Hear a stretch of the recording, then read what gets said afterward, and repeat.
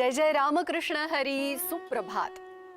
गजर कीर्तनाचा सोहळा आनंदाचा कोप आवड बाय गोपुरम कुंकू आणि हळदी पावडर. आजच्या भागात मी दीप्ती भागवत तुम्हा सगळ्यांचं भक्तिपूर्वक स्वागत करते.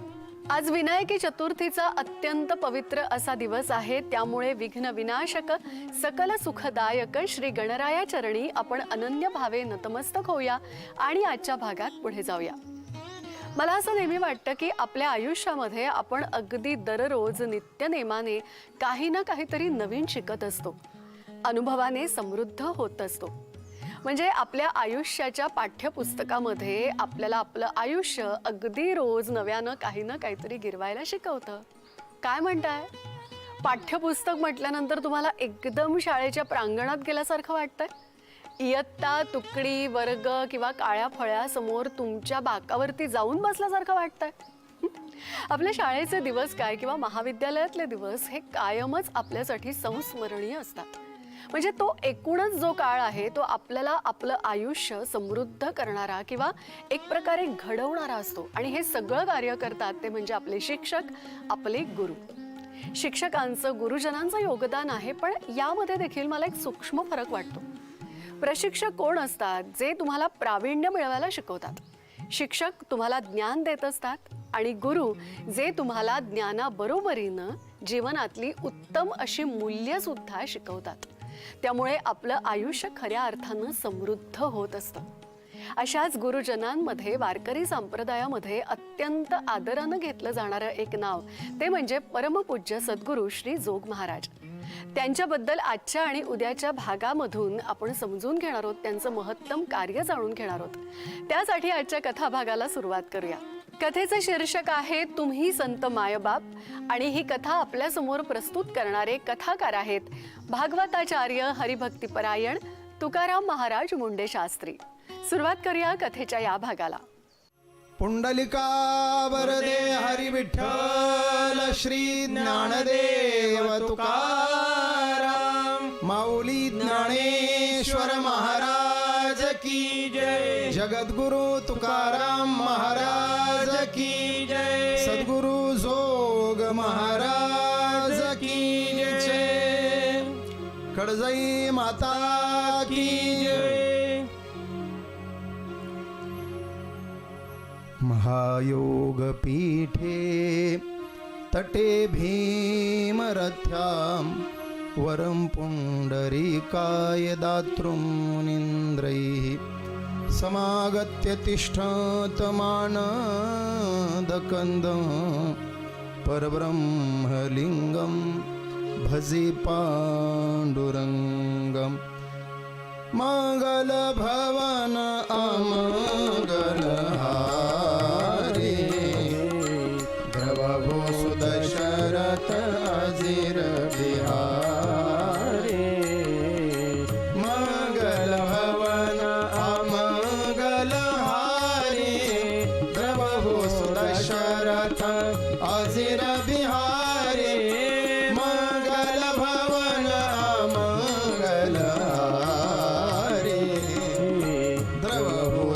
शरत अजिर बिहारी.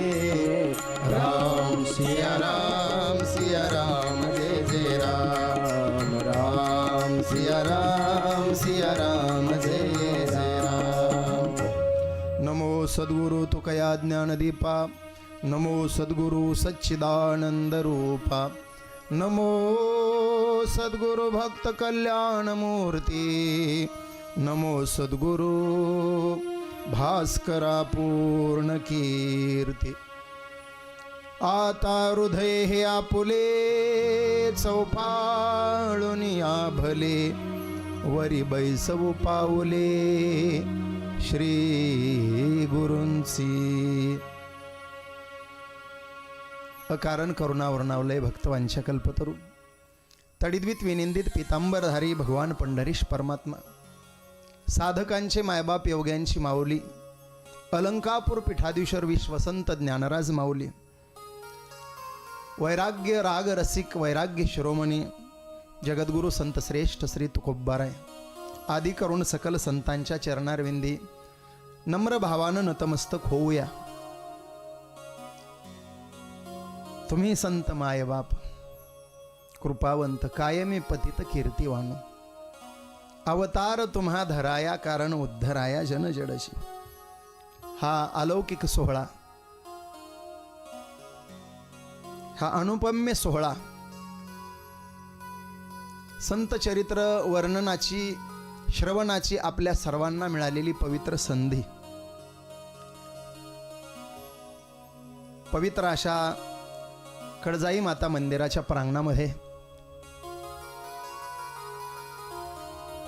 गभालेवाडी, मोरमारेवाडी, डोंगरवाडी, दकोवाडी, माऊ आणि पंचक्रोशीतील सर्व भाविक मंडळी सर्वांच्या उत्स्फूर्त सहकार्य आणि सहभागाने डॉक्टर अशोकरावजी विठ्ठलरावजी दाते यांच्या पवित्र सौजन्याने हा भक्तिकथा महोत्सव आईसाहेबांच्या दरबारामध्ये आज आरंभ होतो आहे. सर्व मंगल मांगल्ये शिवे सर्वार्थ साधिके शरण्ये त्र्यंबके गौरी नारायणी नमोस्तुते. संत कथा का ऐकावी, संत कथा का सांगावी. ज्ञानोबराय आपल्याला ज्ञानेश्वरीतून हा सिद्धांत आपल्या डोळ्यापुढे आणतात. हरपल्या आपण आपे पावे तै संता ते पाहता गिवसावे म्हणून ऐकावे वाणावे तेच सदा. संतांना माता पिता का म्हणायचं? आईचा एक गुणधर्म आहे आणि वडिलांचा एक गुणधर्म आहे. करुणेचं मूर्तिमंत स्वरूप म्हणजे माता आणि जबाबदारीचा मूर्तिमंत पुतळा म्हणजे पिता. जीवावर करुणाही करतात आणि जीवाची जबाबदारीही खांद्यावर घेतात. म्हणून संतांना म्हणायचं तुम्ही संत मायबाप.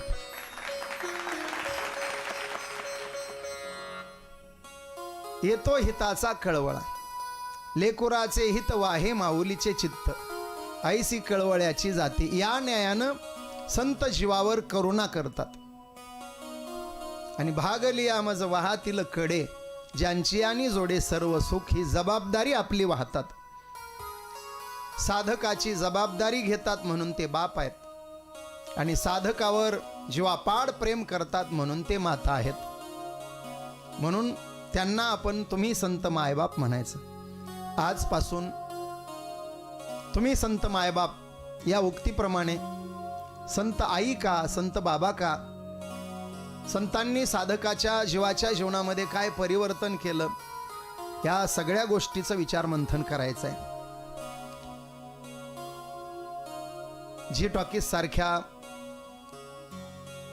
नामांकित वाहिनीवरून तुम्ही संत मायबाप हा विषय आज समाजापर्यंत जातोय. खऱ्या अर्थानं हा विषय आत्ता फार गरजेचा होता. विषण्ण कलियुगामध्ये, भयान कलियुगामध्ये जर जीवाच्या कल्याणासाठी काय उपाय असेल तर फक्त दोनच उपाय आहेत. एक देवाचं नाव आणि दुसरं संतांचं मार्गदर्शन. आणि देवाचं नाव आपल्याला सहज तोंडाला येणार नाही. जन्मजन्मांतरी असेल पुण्य सामुग्री तरीच नाम जिव्हागरी येईल श्रीरामाचे. आणि ते नाव आपल्या तोंडाला येण्याकरता, देव आपल्याला कळण्याकरता जीवनामध्ये संत महत्वाचे असतात. दोन गोड वाक्य ऐकून जा. देव मिळणं सोपं आहे, देव कळणं कठीण आहे.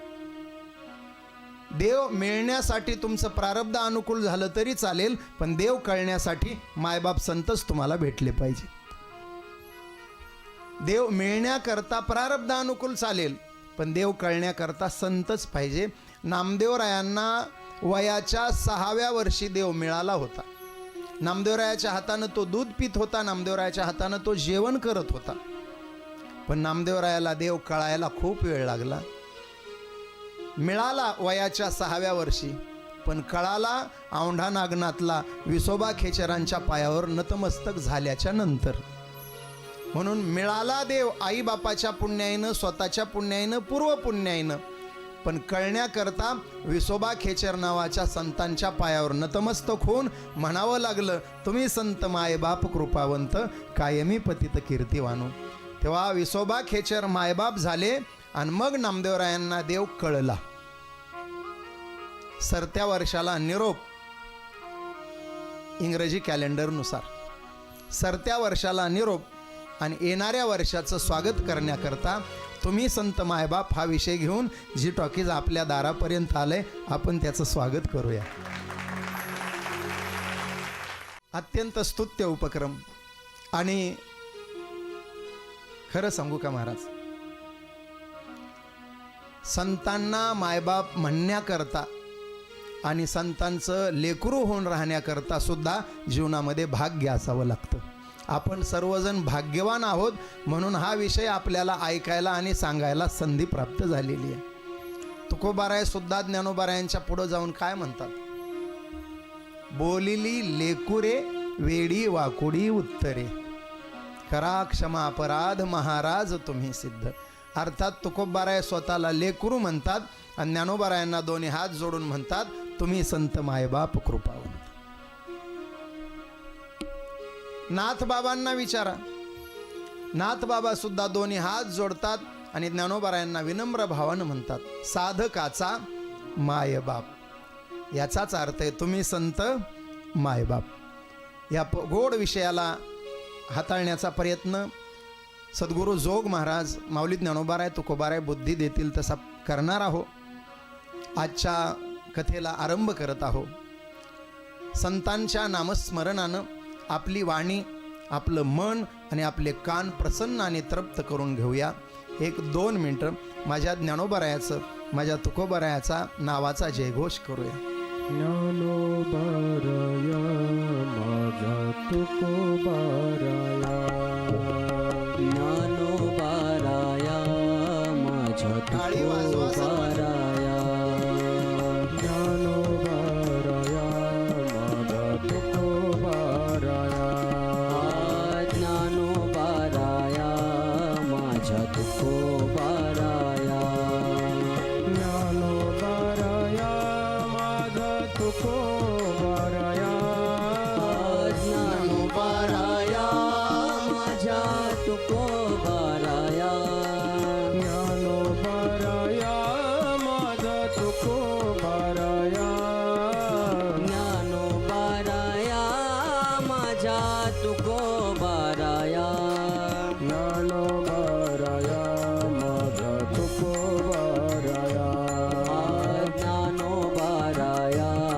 माझा तुकोबाराया, ज्ञानोबाराया माझा तुकोबाराया, ज्ञानोबाराया माझा तुकोबाराया.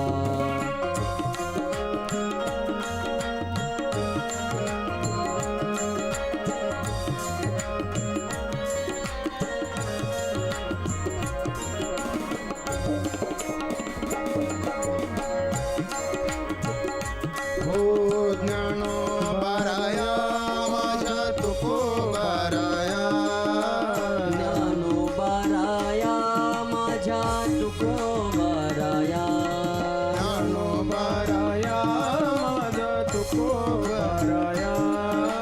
ज्ञानोबाराया माझ्या तुकोबाराया, ज्ञानोबाराया माझा तुकोबाराया,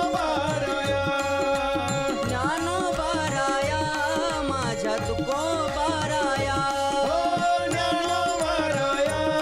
तुकोबाराया, ज्ञानोबाराया माझा तुकोबाराया, हो ज्ञानोबाराया माझ्या तुकोबाराया, ज्ञानोबाराया माझा तुकोबाराया, हो ज्ञानोबाराया माझ्या तुकोबाराया, ज्ञानोबाराया माझ्या तुकोबाराया, ज्ञानोबाराया माझ्या तुकोबाराया, ज्ञानोबाराया माझ्या तुकोबाराया, ज्ञानोबाराया माझ्या तुकोबाराया, ज्ञानोबाराया माझ्या तुकोबाराया,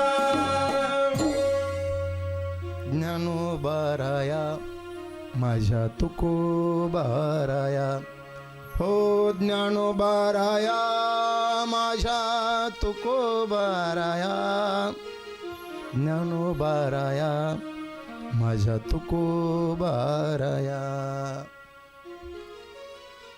चरित्र देवाचं पण आहे, चरित्र महापुरुषांचं पण आहे आणि चरित्र संतांचं पण आहे. तिघांचंही चरित्र महत्वाचं आहे. महापुरुषांचं चरित्र आपण ऐकावं. का ऐकावं? त्यांच्या चरित्रातून आपल्याला प्रेरणा मिळत असते, काहीतरी करण्याची उर्मी निर्माण होत असते. छत्रपती शिवाजी महाराज वाचले पाहिजे, ऐकले पाहिजे. महापुरुष आहेत ते. 500 मावळ्यांना घेऊन सुरू झालेला प्रवास 32 मन सोन्याच्या सिंहासनापर्यंत नेला. वाचले पाहिजे. वयाच्या 22व्या वर्षी संभाजी महाराज महाराष्ट्राचे छत्रपती झाले. वयाच्या 32व्या वर्षी देशदेवाने धर्मासाठी प्राण घेतला हाती म्हणून बलिदान दिलं. 9 वर्षाची कारकीर्द मिळाली. पण 9च वर्षाच्या कारकिर्दीमध्ये 122 पेक्षा जास्त लढाया लढल्या आणि एकही पराभव पदरी न पडलेला जगाच्या पाठीवरचा एकमेव राजा म्हणजे छत्रपती संभाजी महाराज. वाचलं पाहिजे. स्वातंत्र्यवीर सावरकर वाचले पाहिजे. अंदमानच्या जेलमध्ये काळ्या पाण्याची सजा भोगतायत. 6x6च्या खोलीमध्ये राहणं तिथंच, झोपणं तिथंच, लघुशंका तिथंच, प्रातर्विधी तिथंच, मरणप्राय यातना सोसल्या. पण राष्ट्रभक्ती संपू दिली नाही. नेमजसी परत मातृभूमीला, सागरा प्राण तळमळला. अशा कविता खवळलेल्या सागराकडे पाहून रचल्या. स्वराज्य हा माझा जन्मसिद्ध हक्क आहे आणि तो मी मिळवणारच, अशी सिंहगर्जना लोकमान्य टिळकांनी केली. ही राष्ट्रप्रेमानं भारावलेली माणसं आहेत. वयाच्या 23व्या वर्षी भगतसिंग सुखदेव राजगुरू फासावर लटकले. आझाद हिंद सेनेची स्थापना करून या भूमातेला स्वातंत्र्य मिळवून देण्याचा आटोकाट प्रयत्न सुभाषचंद्र बोसांनी केला. हे महापुरुष वाचले पाहिजे, समजून घेतले पाहिजे. त्यातून आपल्याला प्रेरणा निर्माण होते. देश देश म्हणजे काय? दगडं, धोंडे, माती, पाणी, पर्वत, रांगा म्हणजे देश नाही. या देशात राहणारा माणूस म्हणजे देश.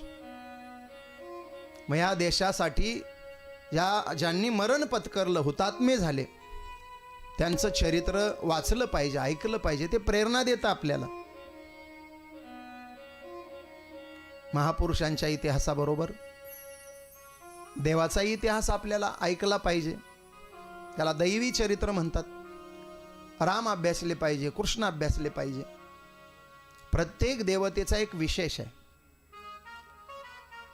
आपल्याकडे देव पंचायतन सांगितलंय. भगवान शंकर, भगवान विष्णू, भगवान सूर्यनारायण, भगवान गणेश आणि जगत जननी आदिशक्ती जगदंबा माता. बोला कडजाई माता की जय. त्यांच्याच दरबारात आहो आपण. अनादी अंबिका भगवती, बोध परडी घेऊन हाती, पोत ज्ञानाचा पाजळती, उदो उदो भक्त नाचती. समजून घेतली पाहिजे भक्ती. अनादी निर्गुण प्रगटली भवानी. काय देवी काय आहे? आमच्या वारकरी संप्रदायाने फार गोड गोष्ट सांगून जाईल तुम्हाला. काय केली क्रांती. मायबाप संतांनी खरंच क्रांती केली. वैचारिक क्रांतीचे जनक म्हणजे संत आहेत. आध्यात्मिक क्रांतीचे जनक म्हणजे संत आहेत. सामाजिक क्रांतीचे जनक म्हणजे संत आहेत. म्हणून त्या संतांना तुम्ही संत मायबाप म्हटल्याशिवाय पर्याय नाही. सामाजिक क्रांती सांगून जाईल मी तुम्हाला संतांची. यावर्षी ज्ञानोबारायांच्या जन्माला 750 वर्ष पूर्ण झाले. सप्तशतकोत्तर सुवर्ण महोत्सव माझ्या ज्ञानोबारायांच्या जन्मोत्सवाचा जगभर सुरू आहे. काय क्रांती केली माऊलींनी 750 वर्षापूर्वी? का त्यांना मायबाप म्हणायचं सांगून जातो. अमृतानुभव लिहिला माऊलींनी. अमृतानुभवाची पहिली ओवी आज माझ्या समोरच्या श्रोत्यांसह जगभरातल्या झी टॉकीजच्या भाविक श्रोत्यांपर्यंत हा संदेश मी पोहोचवतोय. पहिली ओवी वाचा अमृतानुभवाची. ऐसी ही निरुपाधिके, जगाची जिये जनिके, तिये वंदिली मिया मुळीके, देवो देवी. ज्ञानोबाराय म्हणतात, मी देवालाही वंदन केलं आणि मी देवीलाही वंदन केलं. याचाच अर्थ आमचा वारकरी संप्रदाय 725 वर्षापासून स्त्री आणि पुरुषांना समानतेची वागणूक देण्याची भूमिका जोपासतोय. म्हणून माऊलींना म्हणायचं तुम्ही संत मायबाप. देवाला वंदन आहे, देवीला वंदन आहे. आणि तुम्हाला सांगू का, जोवर तुम्हाला शक्ती कळणार नाही तोपर्यंत तुम्हाला शिव कळणार नाही. शक्ती कळली तर शिव कळेल. आणि शिवशक्ती दोन्ही किती महत्त्वाचे आहेत हे आम्हाला आमच्या संतांनी पटवून दिलं. म्हणून त्यांना म्हणायचं तुम्ही संत मायबाप. पहा, मी पटवून देतो तुम्हाला. शिव शब्द आहे, शिव. शिवामध्ये शंकरही आहे आणि पार्वती आहे. शंकर तर दिसताच आहेत, शिव. पार्वती कुठे आहे म्हटले, पहिली वेलांटी म्हणजे पार्वती आहे. गणेश बाबा, पहिली वेलांटी म्हणजे पार्वती आहे. आता पहिली वेलांटी काढून टाका बरं शिवामधली, खाली काय राहील बोला की? शव. शवाला तुमच्याकडे काय म्हणतात? आमच्या मराठवाड्यात मड म्हणतात. प्रेत, डेड बॉडी. शिवामधली वेलांटी काढली तर शिवाचा फक्त शव राहतो. म्हणून शंकराला पार्वती सोबत नसेल तर शंकरराव. जय भोलेनाथ. राधे श्याम शब्द आहे. राधे श्याम मध्ये कृष्ण तर आहेतच, राधा कुठे आहे? पहिला र म्हणजे राधा आहे. राधे श्याम मधला र बाजूला काढा, खाली शिल्लक काय राहतो? आधे श्याम. बोलो जय श्री कृष्ण. राधे श्याम मधली र बाजूला गेली तर राहतो आधे श्याम. राधा के बिना श्याम भी आधा होता है. प्रकृतीशिवाय पुरुषाला महत्व नाही, शक्तीशिवाय शिवाला महत्व नाही. अमृतानुभवातच माऊली बोलले, जे हे एक एकाविन न किजे तृणाचेही निर्माण. एकमेकाशिवाय हे दोघं गवताची काडीही निर्माण करू शकत नाहीत. म्हणून शिवालाही वंदन, शक्तीलाही वंदन, देवालाही वंदन, देवीलाही वंदन. आणि या वंदनातून माऊलीने हा संदेश दिलाय की आम्ही पुरुष आणि स्त्री दोन्हीला समान मानून वारकरी संप्रदायाची वाटचाल करणार आहोत. विज्ञानाचा, भूगोलाचा सिद्धांत घ्या. जगताची निर्मिती कशामुळे झाली आहे? जगत निर्मिती ऊर्जेतून झाली असं विज्ञान भूगोलाचं म्हणणं आहे. पण त्या ऊर्जेला सुद्धा वस्तुमान असतं हा सिद्धांत आहे. स्फोटवादाचा सिद्धांत सांगताना ऊर्जा आणि तिला गरज आहे वस्तुमानाची. बस तुम्ही ज्याला ऊर्जा म्हणता त्याला आम्ही शक्ती म्हणतो, आणि तुम्ही ज्याला वस्तुमान म्हणता त्यालाच आम्ही शिव म्हणतो. ऊर्जा आणि वस्तुमानातून जगताची निर्मिती विज्ञान मानतं, आणि शिवशक्तीपासून जगत निर्मिती अध्यात्म मानतं. अध्यात्म आणि विज्ञानाची सांगड घालून अध्यात्म विज्ञानाला गळ्यात गळा घालून वाटचाल करायला लावणारे माझे संत आहेत. म्हणून आपण हात जोडून म्हणायचं तुम्ही संत मायबाप. देव कळले पाहिजे, देवी कळली पाहिजे, गणरायानादी आहेत कळले पाहिजे. आता आपण आज वारकरी संप्रदायाच्या आधार येऊ. वारकरी शिक्षण संस्थेचे संस्थापक सद्गुरू जोग महाराजांच्या जीवनचरित्रावर प्रकाश टाकण्याचा प्रयत्न करणार आहोत. तेव्हा त्या जोग महाराजांच्या जीवनामध्ये सुद्धा लोकमान्य टिळकांसारखे राष्ट्रपुरुष आले. अत्यंत जिव्हाळा, अत्यंत मैत्री दोघांची.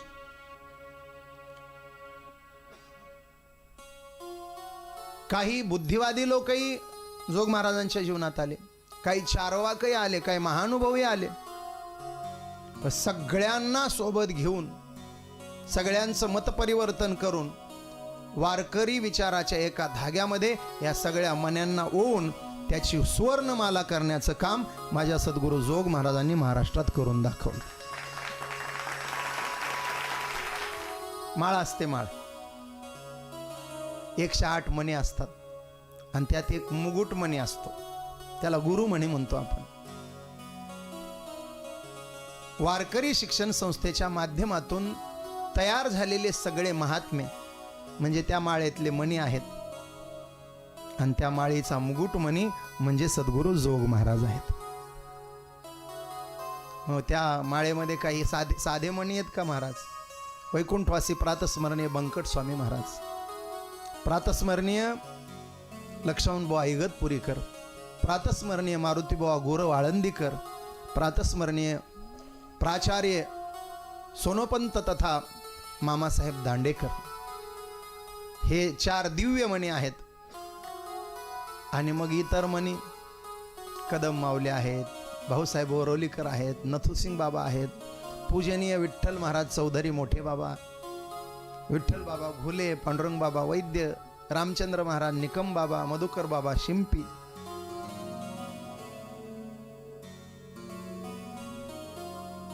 प्रातस्मरणीय गुरुवर्य मारुती बाबा कोरेकर, हे सगळे एक एक मणी आहेत. आणि या सगळ्या मण्यांना घेऊन महाराष्ट्राचा गळा शोभिवंत करणारा मुकुटमणी म्हणजे माझे सद्गुरू जोग महाराज आहेत. देवाचं चरित्र महत्वाचंच आहे. राम कळावेत आपल्याला आदर्श जीवनाचा परिपाक म्हणून, आणि कृष्ण कळावेत आपल्याला आदर्श शासनकर्ता म्हणून, आदर्श राज्यकर्ता म्हणून, धर्मरक्षक, धर्मप्रसारक, धर्मशिक्षक म्हणून. कर्तव्य विन्मुख झालेल्या अर्जुनाला कर्तव्य सन्मुख करणारे भगवान श्रीकृष्ण आहेत. मी तुम्हाला 3 गोष्टी सांगतो. धर्मसभा बसलेली आहे. त्या धर्मसभेमध्ये भगवान श्रीकृष्ण धर्मराजाला सांगतात, धर्मराज, या सभेतला एक दुर्जन शोधून आणून दाखवा मला. धर्मराज गेले, सभा पाहिली, माघारी आले. म्हटले, देवा, अशी अवघड कामं नको बाबा सांगत जाऊ, या सभेत एकही दुर्जन नाही. देव म्हटले, बैस. थोड्या वेळानं दुर्योधन आला. देव दुर्योधनाला म्हटले, दुर्योधना, जा, या सभेमध्ये एखादा सज्जन मिळाला तर शोधून आण. दुर्योधन गेला, माघारी आला. म्हटला, कृष्णा, असले फालतू कामं नको सांगत जाऊ, वर एक तरी सज्जन असावा. सगळे घमंडी लोक बसलेत, दुर्जन लोक बसलेत, लुच्चे लोक बसलेत. आता मला सांगा, धर्मराजाला त्याच सभेत दुर्जन दिसला नाही, दुर्योधनाला त्याच सभेत सज्जन दिसला नाही. मला सांगा बरं, सभेत सज्जन नव्हते का? द्रोणाचार्य होते, कृप होते, भीष्म होते, विदुर काका होते. त्या सभेत दुर्जन नव्हता का? जयद्रथ होता, दुःशासन होता, विकर्ण होता, 100 कौरव बसलेले होते. मग सभा दुर्जनांचीही आहे आणि सभा सज्जनांची आहे. एकाला दुर्जन दिसत नाही, दुसऱ्याला सज्जन दिसत नाही. धर्माची नजर आहे, त्याला वाईट दिसत नाही, आणि दुर्योधनाची नजर आहे, त्याला चांगलं दिसत नाही. मी तुम्हाला विचारतो, सांगा बरं, चांगली नजर कोणाची? धर्मराजाची. उद्यापासून तुम्ही तसंच वागणार, चांगली गोष्ट आहे. तुम्हाला आमच्या हार्दिक शुभेच्छा. ऐका, आता तुम्ही चांगल्या भावनेनं बोललात, धन्यवाद तुम्हाला. पण आता कलियुगामध्ये वागत असताना डॉक्टर साहेब, धर्मासारखी नजर असूनही चालत नाही. सगळे जर सज्जनच दिसू लागले तर दुपारी 12ला तुमचा गेम वाजवतील. आणि सगळे दुर्जनच म्हणू लागलात तर दुपारी 12ला तुम्हाला ठोकून काढतील. मग या जगाकडं पाहताना धर्माच्या नजरेतूनही पाहायचं नाही आणि दुर्योधनाच्या नजरेतूनही पाहायचं नाही. तिसरी नजर मी राखून ठेवली होती सांगायची, ती आता ऐका. तिसरी नजर आहे कृष्णाची. कृष्णाच्या नजरेला सज्जन सज्जनच दिसतोय आणि दुर्जन दुर्जनच दिसतोय. कलियुगामध्ये वावरताना नजर हवी आपल्याला कृष्णाची. आपल्याला सज्जन ओळखता आला पाहिजे आणि दुर्जन सुद्धा ओळखता आला पाहिजे. दुर्जनाचा द्वेष करायचा नाही, पण दुर्जनाची संगती टाळण्याकरता तो कळला पाहिजे आणि सज्जन जीवनात आणण्याकरता तो समजला पाहिजे. सज्जन जीवनात आणायचे आणि दुर्जन जीवनातून वजा करायचे. बेरीज सज्जनांची आणि वजा बाकी दुर्जनांची. हल्ली सगळ्या मायबापांची एक तक्रार आहे, महाराज पोरग चांगलं होतं हो, पण बिघडलं. कशामुळं बिघडलं? सहज म्हणतो की नाही आपण, आता गण्या ह्याच्या नादाला लागलं हो, ती पप्पे ह्याच्या नादाला लागलं ना आमचंही कार्ट त्या दोघाच्या नादाला लागलं. आमचं चांगलं लेकरू बिघडलं. कशामुळे? संगतीमुळे. ऐका,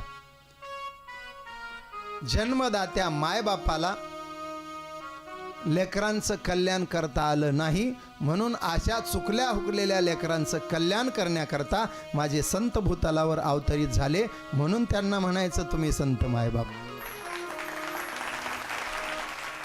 देव कळावे आपल्याला, राम कळावेत, कृष्ण कळावेत, आपली आई कळावी, जगदंबा कळावी.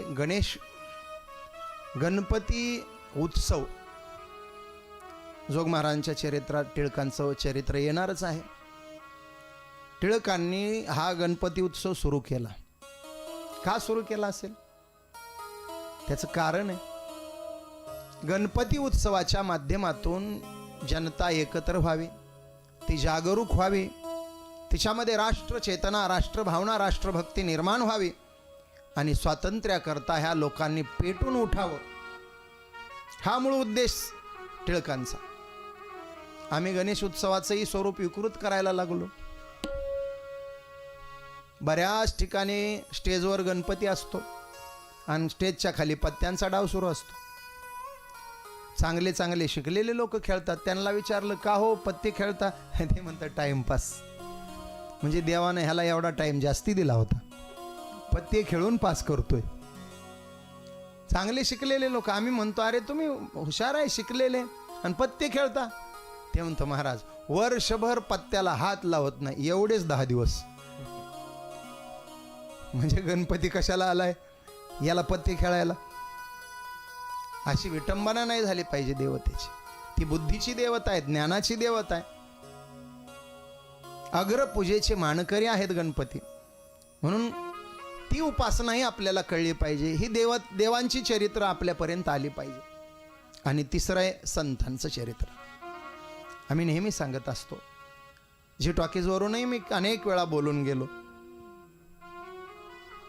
मुक्ता ते निर्धारिता लाभे आपुलीच मुक्तता, जैसी दीपे दिसे पाहता आपुलीच वस्तू. संतांना मायबाप म्हणायचं, संत समजून घ्यायचे, त्यांचे चरित्र ऐकायचे. का ऐकायचे? त्याचं कारण दीपे दिसे पाहता आपुलीच वस्तू.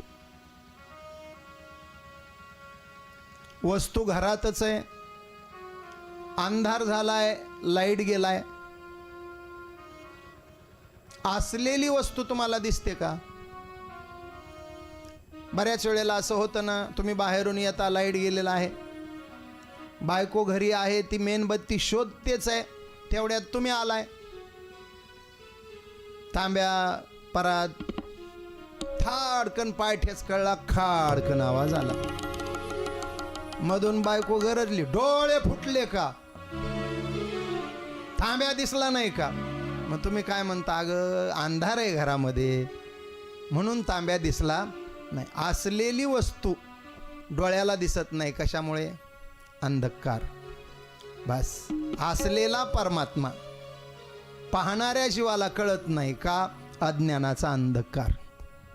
अज्ञानाचा अंधकार घालून असलेला परमात्मा पाहणाऱ्या जीवाला दाखवण्याचं काम संतांचं चरित्र करत असतं. म्हणून ऐकावे वाणावे तेची सदा. ऐका, माऊलींनी फार गोड सांगितलं, आपल्या वाणीला विश्रांती मिळाली पाहिजे. वाणीला विश्रांती मिळाली पाहिजे. आपण वाणीला विश्रांती देण्यापेक्षा शिनवतो. मी पदरचं बोलत नाही. माऊलींनी हरिपाठामध्ये निर्देश केलाय, वाचेनं जर अनंत वाचाळपणा केला तर त्याला देवही प्राप्त होणार नाही आणि समाधानही प्राप्त होणार नाही.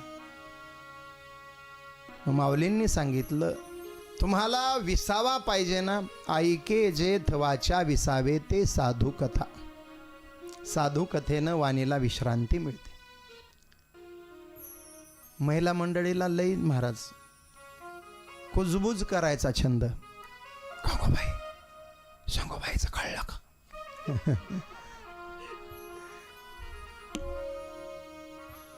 दिवसभर हिचं असं आणि तिचं तसं. मी म्हणतो कोणाचंच कसं ते पाहू नका, माझं कसं त्याचा विचार करा. आणि माझं कसं हा विचार करायचा असेल तर संतांकडे गेल्याशिवाय पर्याय नाही. हरपले आपण आपे पावे, तै संता ते पाहता गिवसावे, म्हणून ऐकावे वाणावे तेची सदा. बघा, आपल्या जीवनामध्ये जर संत आले नसते, आपल्या जीवनामध्ये जर संत विचार आले नसते, आपल्या जीवनामध्ये जर संतांची चरित्र ठाऊक झाली नसती, तर आपलं अधःपतन व्हायला वेळ लागला नसता. आज जग विनाशाच्या उंबरठ्यावर उभं आहे. कधीही तिसरं महायुद्ध होईल अशी परिस्थिती आहे. प्रत्येक देशाकडं अणुबॉम्ब आहे, हायड्रोजन बॉम्ब आहे. कोण कधी त्या बॉम्बचा वापर करेल सांगता येत नाही. आणि तुम्हाला सांगू महाराज, एखाद्या अणुबॉम्बचा जर वापर झाला ना, तिथली जमीन कायमची नापिकी होते, कायमची. जपानमधल्या हिरोशिमा आणि नागासाकी शहरांवरती अणुबॉम्बचा वापर झाला. अजूनही तिथं कुठलं धान्य निर्माण होत नाही, शेती पिकवता येत नाही. असले भयानक बॉम्ब आहेत आज जगात सगळ्या राष्ट्रांकडे. डॉक्टर साहेब, एक वाक्य सांगतो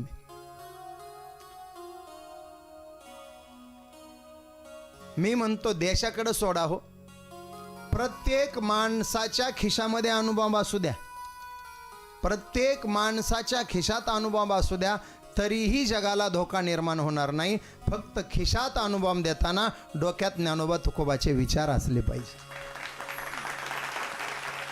डोक्यात ज्ञानोबा तुकोबा घेऊन तुम्ही अणुबॉम्ब घेऊन निघा, त्या अणुबॉम्बचा वापर करण्याची दुर्बुद्धी जीवनात कधीच होणार नाही. कारण माझ्या ज्ञानोबांची शिकवण आहे, भूता परस्परे पडो मैत्र जीवांची, विश्व स्वधर्म सूर्य पाहो. आणि माझ्या तुकोबांची शिकवण आहे, कोण्याही जीवाचा न घडो मत्सर, वर्म सर्वेश्वर पूजनाची. जगाला आहे तसं राहू द्या, तक्रारी करू नका. तुम्ही त्या जगाशी कसं जुळवून घेता याचा विचार करा. काय काय बदलणार आहेत तुम्ही सांगा ना मला. काय बदलणार आहेत? विषाची चव अमृतात रूपांतरित करणार आहे तुम्ही? सापाच्या दातामध्ये विषाच्या जागेवर अमृत भरणार आहे? विंचवाच्या नांगीत तुम्ही विष काढून औषध भरणार आहे? काय बदल करू शकणार आहे तुम्ही? एक जण 2 ग्लास पिलं, पाणी नाही, बिगर पाण्याची पिलं आणि घरी टीव्ही लावून बातम्या बघत बसलं. बातम्यावर काय आता रोजच काय खून, मारामाऱ्या, दरोडे चालूच राहता, अपघात. ते बायकोला म्हणू लागलं, मला एकदा पंतप्रधान करू द्या, देश बदलून दाखवतो. मला एकदा खुर्चीत बसू द्या, देश बदलून दाखवतो. बायको म्हणली, अर्धा तास झालं माझा गाऊन लुंगी म्हणून घातलाय तुम्ही, तो बदला. देश बदलायचं नंतर करू आपण. काय बदलतोस तू, काय बदलणार आहेस तू? हे पहा, जगाला आहे तसं स्वीकारा. आपण पाणी होण्याचा प्रयत्न करायचा. पाणी तेरा रंग कैसा जिसमें मिलाए वैसा. आपण पाणी व्हावं. ताटीच्या अभंगामध्ये मुक्ताई ज्ञानराजाला हेच सांगते, विश्वरागे झाले वन्ही संती सुखे व्हावे पाणी. पाण्याचा गुणधर्म आहे शीतलता. विश्व होऊ द्या ना, रागानं अग्नी होऊ द्या, तुम्ही तुमची शीतलता ढळू देऊ नका. हे सगळं कोणाकडून शिकायचंय? संतांकडून शिकायचंय. संतांकडून हे शिकायचंय. मग हे पहा, जगातले पहिले 2 गुरु माता आणि पिता. काही गोष्टी तुम्हाला मातेकडून शिकायला मिळतात, काही गोष्टी तुम्हाला पित्याकडून शिकायला मिळतात.